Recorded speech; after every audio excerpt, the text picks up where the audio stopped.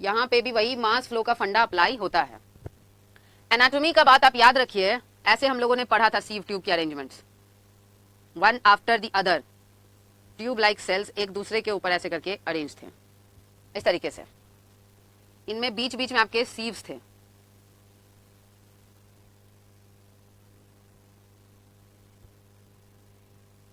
इसमें बीच बीच में आपके सीव्स थे और इनके साथ साथ इनका साथी था, जिस साथी का नाम है कंपेनियन सेल। तो अब देखिए, मान लो यहां सोर्स है। अब ये जो फूड का फ्लो है, फूड की जो ट्रांसलोकेशन है वो आपका बाई डायरेक्शनल होता है, यानी हम लोग कह सकते हैं मल्टी डायरेक्शनल। फूड हो या फिर कि जो भी मिनरल न्यूट्रिएंट्स वगैरह है, एक जगह से जाता है उसके बाद चारों तरफ में डिस्ट्रीब्यूट हो गया। Bidirectional with respect to source and sink. दिन के वक्त मान लो ये कि लीफ है, तो दिन के वक्त लीफ आपका सोर्स बन जाएगा, सारा खाना लीफ में बनेगा। और रात के वक्त ये खाना नहीं बनाएगा तो ये सिंक की तरह काम करेगा। सिंक मतलब ऐसे टिश्यूज, यहाँ पे मान लीजिए आपका सिंक है। सिंक मतलब ऐसे टिश्यूज जो खाने का इस्तेमाल करते हैं। सोर्स मतलब ऐसे टिश्यूज जहाँ पे या तो खाना बहुत एबंडेंट है या तो वो खाना बना रहे हैं। तो वही है दिन के वक्त आपका मान लो ये स्टोरेज ऑर्गन्स है। जैसे जब खाना किचन में बन रहा होता है तो समय हम खाना खाने के लिए, दोपहर का खाना सपोज किचन में बन रहा है, दोपहर का खाना हमें खाना तो हम किचन से लेके खाते हैं। बाद में वो खाना का थोड़ा बच गया तो फिर हम लोग उसको रख लेते हैं और बाद में क्या करते हैं कि हमें फिर से भूख लगती है तो हम किचन ना जाके जहां स्टोर करके हमने रखा है कैसरोल एंड ऑल, उन सब जगह से हम खाना को निकाल के खाते हैं। यहाँ पे भी वही फंडा अप्लाई होता है कि जब खाना बन रहा है तो उस समय सोर्स लीफ बनता है और बाकी के जितने स्टोरेज ऑर्गन्स या अदर पार्ट्स है वो सिंक की तरह काम करता है। और मल्टीपल सिंक होंगे, मतलब रास्ते में यहाँ से जहां से फूड आएगा इधर से निकल सकता है, इधर से इधर से इधर से। हमको बस समझना है तो हम एक पॉइंट ले लिए, पॉइंट ए पॉइंट बी, कि कैसे मूव कर रहा है। बाकी का ऐसा नहीं है कि सिर्फ वहीं बनेगा और यहीं आएगा या यहीं से वहां जाएगा। इसमें से जब इधर आ गया तो वो इधर भी रास्ते में निकल सकता है, इधर भी, जिसको जहां जरूरत होगा वहां पे फूड आपका निकलता चला जाएगा। तो यहाँ सिंपल सा फंडा है कि जितने भी फूड है तो उस फूड को चेंज किया जाता है सुक्रोज के फॉर्म में। क्योंकि सुक्रोज होता क्या है ना कि ये जब वाटर में जाएगा तो ये स्प्लिट करेगा इंटू फ्रक्टोज प्लस ग्लूकोज में। तो ये जो फॉर्मूला था ना पाई इक्वल्स टू ICRT, इसमें सुक्रोज की वजह से आई की वैल्यू 2 हो जाएगी। एक सुक्रोज आपका एक फ्रक्टोज और एक ग्लूकोज में टूट रहा है, तो रिलेटिवली सुक्रोज की वजह से पाई हाई हो जाता है ज्यादा, hence it is better to translocate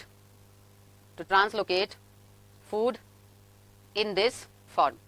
इसीलिए खाना को सुक्रोज के फॉर्म में ट्रांसलोकेट करना ज्यादा बेहतर है, क्योंकि रिलेटिवली एक ग्लूकोज या एक फ्रक्टोज लेते तो आई की वैल्यू 1 होती, लेकिन सुक्रोज की वजह से आई की वैल्यू 2 हो जाती है, तो अंदर में जो आपका कंट्रीब्यूशन है वो आपका ज्यादा हो जाएगा।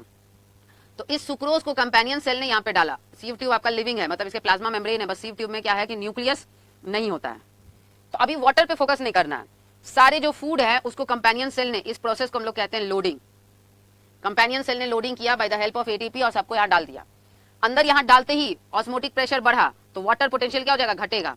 तो भाई पानी के लिए फिर कुछ सोचने की ही जरूरत नहीं है कि जैसे ही सॉल्यूट्स को उठा उठा के इसने यहाँ लोड किया तो बाहर में रिलेटिवली अपने आप वाटर पोटेंशियल हाई हो गया और अंदर वाटर पोटेंशियल लो, तो पानी अपने आप क्या है बल्क में जाएगा and by the process of osmosis से पानी बल्क में पहुंचेगा। और बल्क में पहुंचेगा तो आपको पता है प्रेशर एक्सर्ट करेगा, तो उस प्रेशर से जिधर जिधर लो है उधर उधर जो है ये मूव करता चला जाएगा।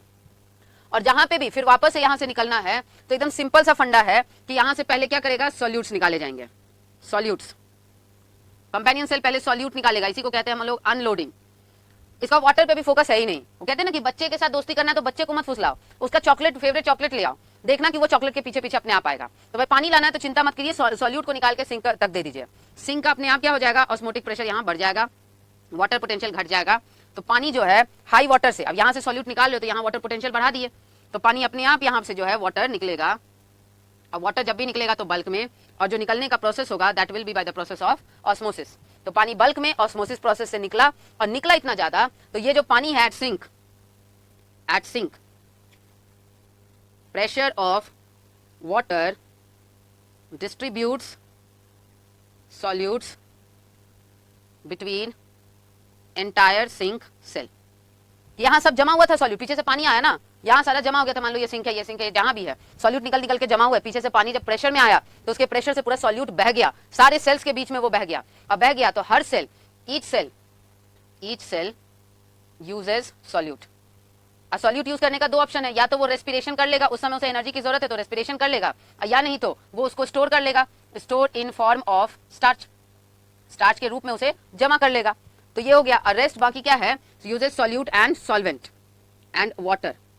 बाकी जो एक्स्ट्रा वाटर है, extra water is returned back to xylem.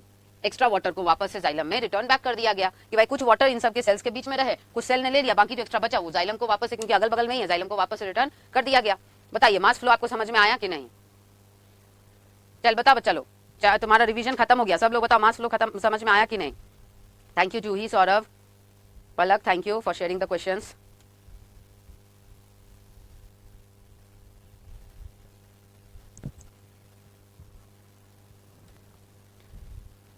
मेरी तरफ से आपके लिए जितना भी रिवीजन का क्रूशियल पॉइंट्स था, क्रूशियल पॉइंट्स ही नहीं, एंटायर एक एक पॉइंट मैंने डिस्कस कर दिया हर चैप्टर से, कुछ भी हमने छोड़ा नहीं।